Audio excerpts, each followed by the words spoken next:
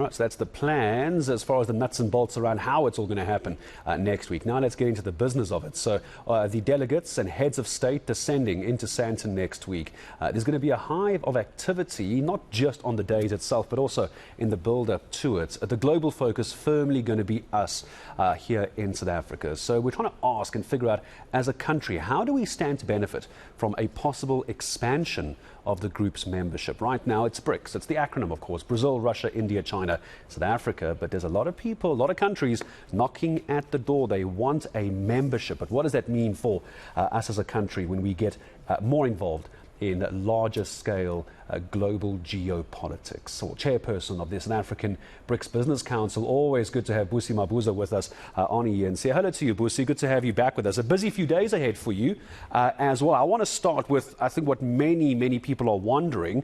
It seems like a pretty stable economic club we have at the moment, this bloc. What do you make of a possible expansion? What's your initial thoughts?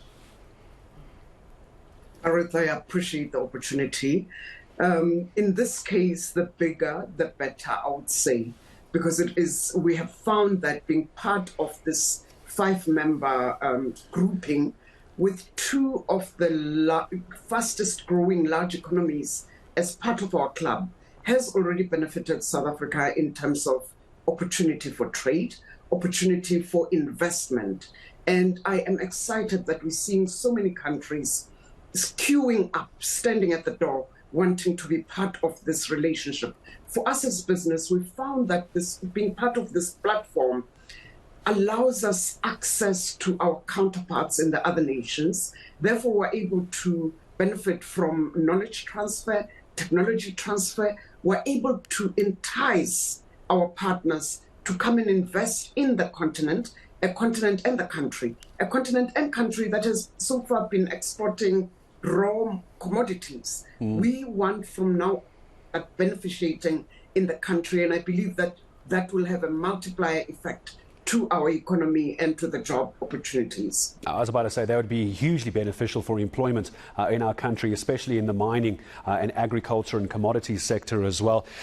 Is there not a concern, Busi, if we were to bring in more partners, that our influence within BRICS, perhaps even from a business perspective, from an economic perspective, will be diluted? There is an argument, as you say, the 5 members, that really on the totem pole, we're still very much at the bottom. If you bring in bigger economies, don't we just get shifted further down the priority list? Gareth, our voice, even though our contribution to the GDP of the 5 nations at the moment is less than 1%, but our voice is equal to those partners because they too believe in inclusive multilateralism. But also South Africa brings knowledge and expertise that has made all our partners sit up and listen all the time. South Africa is a manufacturing hub of the continent. We have the highest concentration of technology that you will find on the continent. Our infrastructure is second to none on this continent. So for anybody who is looking for access to a continent that is enabled by the African Continental Free Trade Area, the voice of South Africa will remain very significant.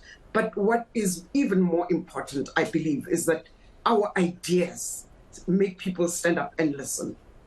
When you take a look at the intercontinental, the intercontinental trade, I was going to say I mean intercontinental trade. Some of the countries, Busi, that are looking to apply, this was back in 2022, Algeria, if I remember correctly, as well, Egypt, Ethiopia, I'm just picking off some of the African countries here, Morocco, Nigeria, Senegal, and I hope I haven't missed anyone there. It could almost become an economic bloc within an economic bloc, isn't it? Because we know the knowledge that the South African government has when it comes to Africa's economy. It could be a very important stepping stone for those countries to leverage off of us. I suppose that's a way to look at this as well. Absolutely. And of course, they would be looking to do that in order to benefit their own economies. However, we are in conversation, for example, this afternoon with our African counterparts, because we believe that there is an opportunity for a mutually beneficial approach to this once-in-a-lifetime opportunity. We shouldn't be competing, but we should be complementing each other. The minerals that are available up north are not necessarily the same ones that are available down here in the south. The skills is different. So we need to create value chains that make sense to each region for the benefit of the continent.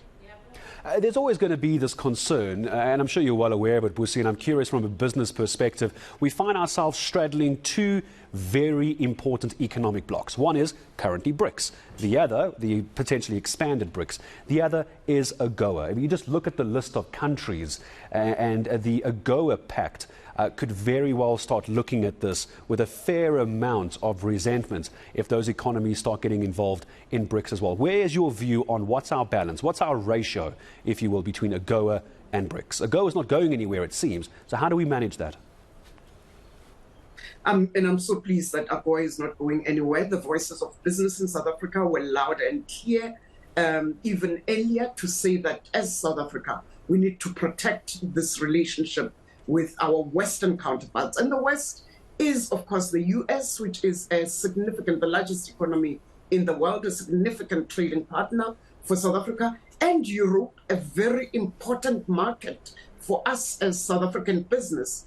And our approach, Gareth, is that we need to continue protecting and enhancing these relationships because they are important for the growth of our economy, which has been facing headwinds even post-COVID. At the same time, we need to cultivate the new opportunity that this global South-South configuration and relationship offers to us. Our economy, in order to start addressing the jobs deficit that we see that is hitting the youth, needs to grow at least 5%. And business is intent on ensuring that every opportunity that is there for us to attract investment, every opportunity that is there for us to trade is harnessed. And therefore, we are talking to everybody, we are friends with everybody, and we would like to continue, we need to continue the relationships with the West as we develop the relationships with the global South.